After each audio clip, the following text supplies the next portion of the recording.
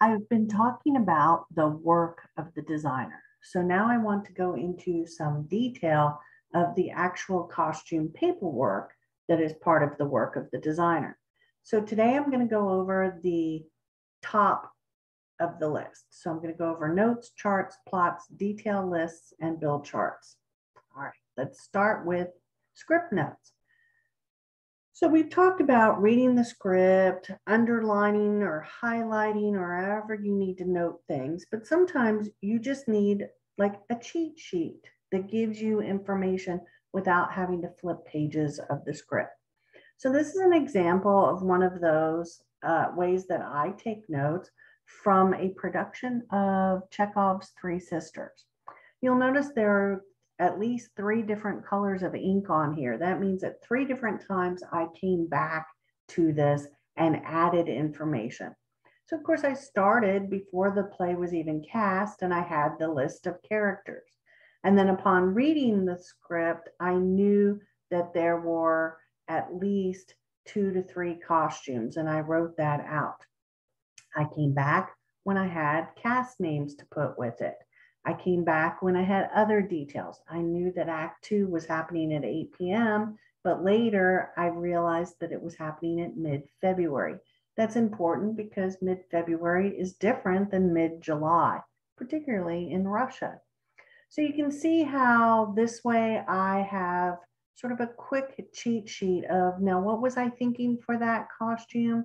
And I can go back and go, oh, all right, this is a 2-piece uniform, but it's got a stripe to it. What's happening in this scene? Is there anything that's mentioned? They have to have a hat. They have to have gloves, those kinds of things. What is mentioned in the script? What do I know from reading the script? And then after seeing a rehearsal, is there anything that I need to add to that? The other thing I need to do is I need to make a chart. Who is on stage? Now, if you're doing just a 1-act or a 10-minute play, you probably don't need to do this. Now, if you have a 1-act that's a farce that has people coming in and out of doors and changing their clothes, then you do need to do it. So you would have on the left your list of characters. I like to add the actor's name because then I don't have to refer back to the cast list in order to put that together in my head. And then I would list it out by page. Speaking of a 1-act, this is an example from a production of a Shakespeare play. So you'll notice that it starts with Act 1, and then across the top, we have Act 1, Scene 2, etc. Then it goes to Act 2. And then you see intermission. What you're not seeing is what happened after, where we put the intermission in this production. So then we would have the rest of Act 3, Act 4, and Act 5, because Shakespeare is structured in 5 acts. But you can see who is on stage. And then from there, when I go to see rehearsal, I can start taking notes. When do they change their clothes? And you can see, so on that first one, Viola, played by Samantha Walker. In Act 1, Scene 3, I have time to change clothes.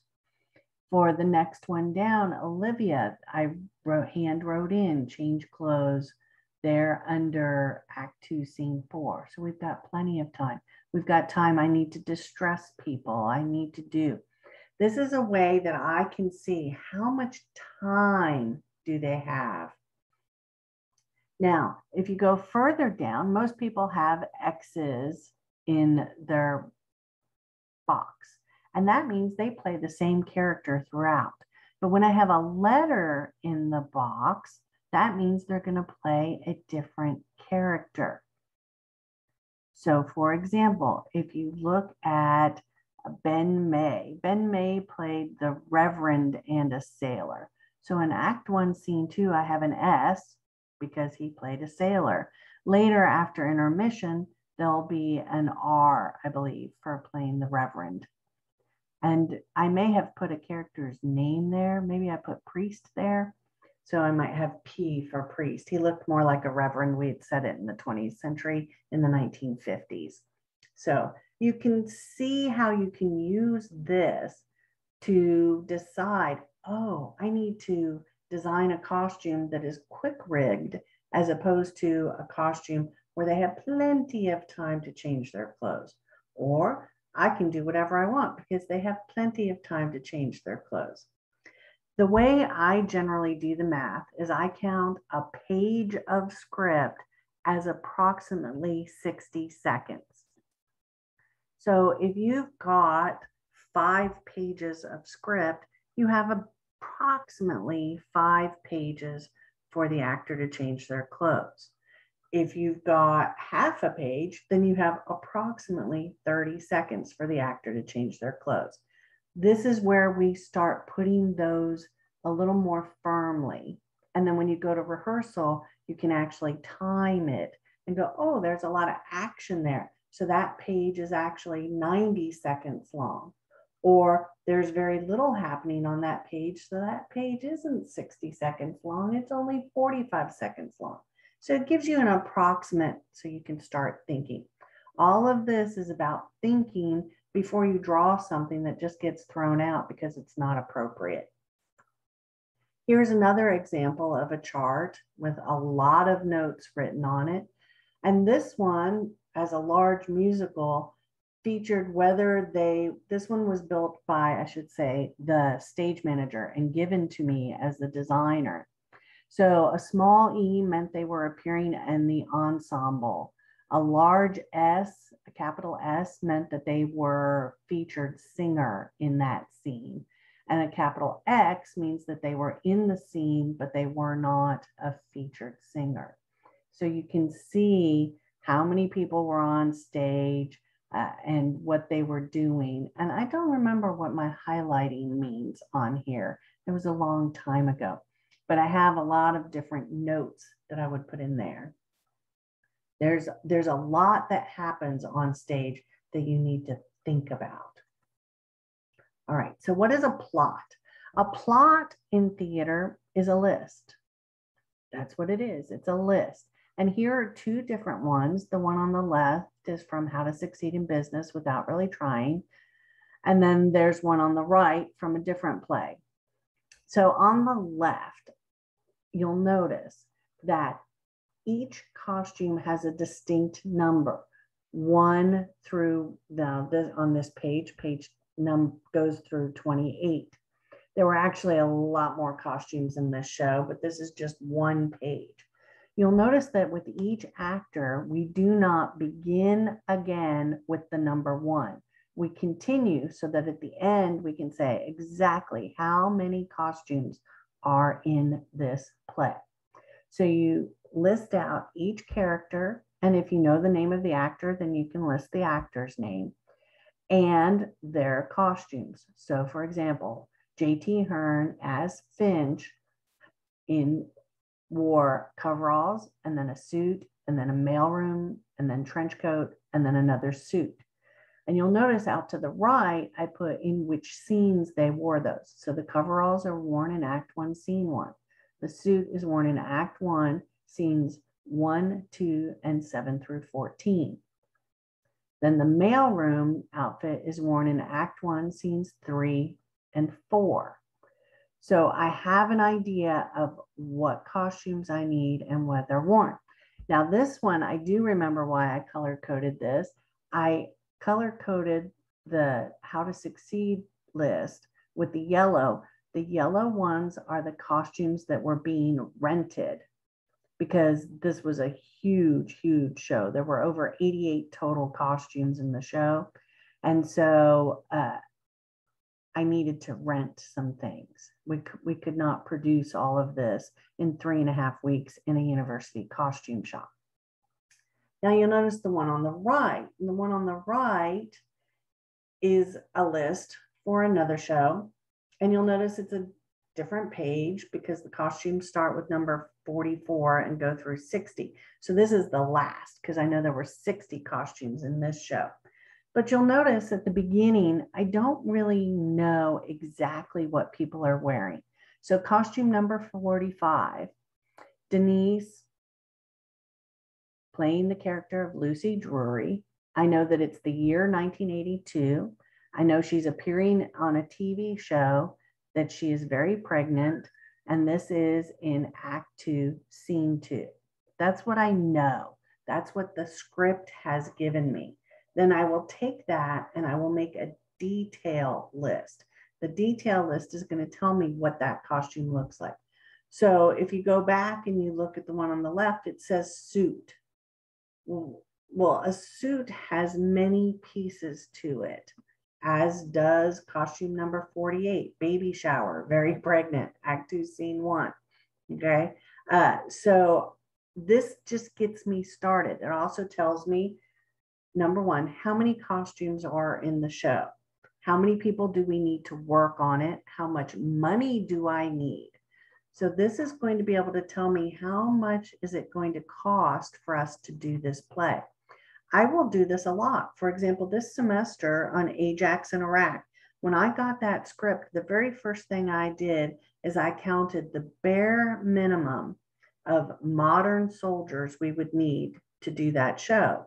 And then I priced out uniforms and boots and said, this is how much it will cost for us to produce this show. That has a lot to do with saying, can we do this play or not do this play? You have to have modern military boots in order to do the play Ajax in Iraq. How many do we need? I know that based on doing my plot.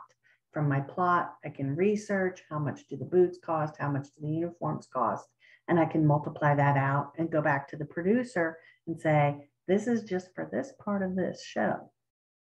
All right, so the plot also tells me how many pictures do I have to draw, or how much research do I have to do, or what time periods of research do I have to do. You'll notice P, the character of April, played by Ariana Bermudez, was appearing in 2 scenes, one in 1965 and one in 1982. This play went through a whole lot. We had wig changes for every character because of the specifics of time period. We had all kinds of changes that had to happen in that show. This helped me to understand what I was trying to do. All right, so what's a detail list? A detail list is everything the actor wears. So everything that the actor wears that is seen by the audience is part of the costume. So I knew for this, he needed sideburns. And so in order to put sideburns on, we had to have the sideburns. We had to have the spirit gum to glue it on, and we had to have remover for that. I knew that in Act 3, he has come in from helping to put out a fire. So he has a dirty shirt that he's worn. I know that they wanted a description in the play was his pocket watch in Act 4. So I knew I needed that pocket watch. But I knew that we were renting his suit of uniform. So I knew we were getting a black jacket and black pants would come with the rental of his uniform. But along with that, he needed an undershirt to wear underneath his jacket, and he needed socks on his feet and boots on. You can't wear boots without socks. That would just be uncomfortable. And you'll notice I marked, was I going to pull that? Were we going to build it? Were we going to buy it? Or were we going to rent it?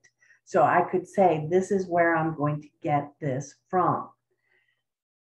If you're not certain what is in stock, then you need to go look, or you need to ask your costume manager if you're the designer.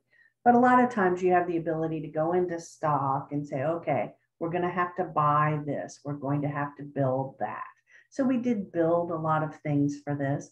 We did not need Russian uniforms in our costume storage, so we chose to rent those to avoid having to make space in costume storage for Russian uniforms that would possibly not get used very frequently. So we're constantly thinking about those kinds of things also. Do we need to own this, or is it something that we could have on a one-time basis and give back? Here's another example of a way to make a detail list. So on the sketch, I had one actor who was playing both of these characters, and you've actually seen renderings of this in the conversation on the work of the designer.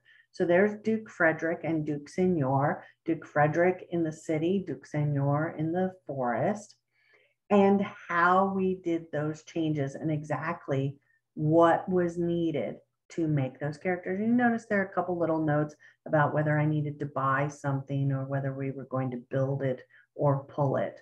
So for example, there under Duke Frederick, I was going to pull a shirt, but obviously I've crossed that out and I needed to buy it. And we decided on white because white is circle instead of cream. The black pants had to be bought. He also needed tights and heeled shoes, a gold sash, a neck ruff, wrist ruffs. We were going to build the doublet and build the sleeves because the sleeves are removable. He needed a chain of office, a ring on his finger, a dagger or sword. So obviously we needed something to hold that, and a black cape. So you can see these are all the things that we need. So I chose to present it this way instead of presenting it as a separate piece of paper. This way, the costume shop, when they went to the sketch in the show book, they were able to immediately see the list without having to switch to another part of the book to see that. It's just another way of presenting information.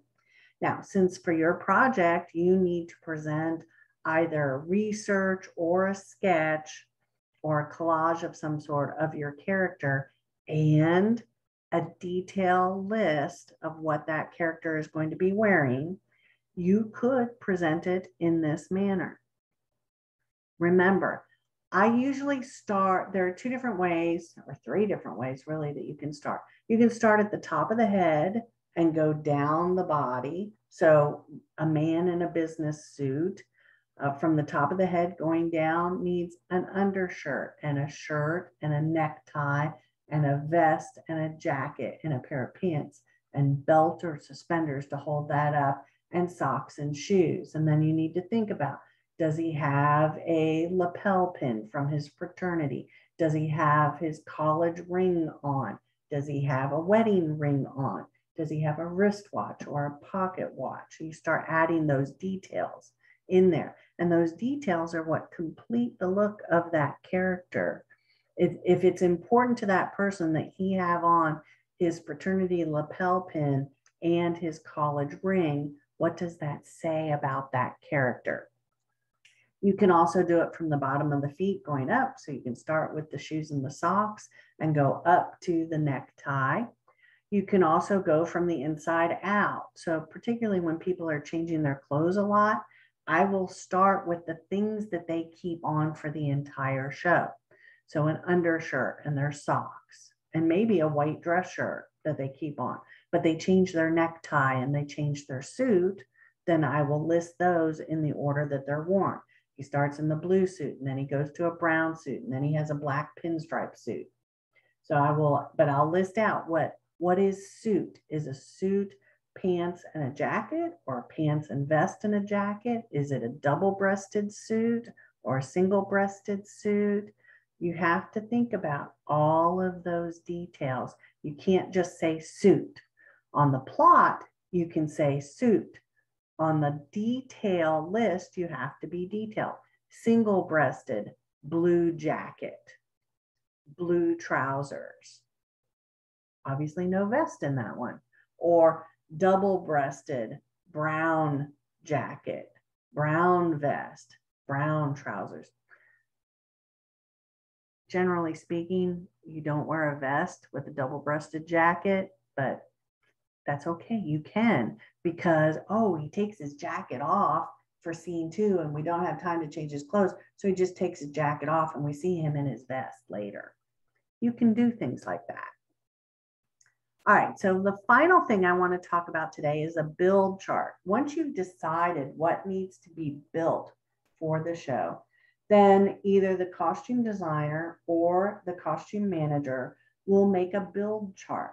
We need to know what the status is on all of the things that are being built for the show. So you'll notice I've got a little column that has the actor character. a column that says what is being built. So for Jen Bush, in Act 2, we were building a bodice, a skirt, and a robe. And for Act 4, we were building another bodice and skirt. Then the next column says who's going to do that work. Now, this was early in the process, so not everything is filled in. As a matter of fact, one of the stitchers has a question mark. We're like, were we going to assign this to that person or not? Then each of these has to be built in a mock-up. So we're going to pattern it and cut it out of muslin, stitch it together. Then we have to call the actor in to fit the mock-up. Then we go back, we make our alterations to our pattern. Then we have to make the actual costume.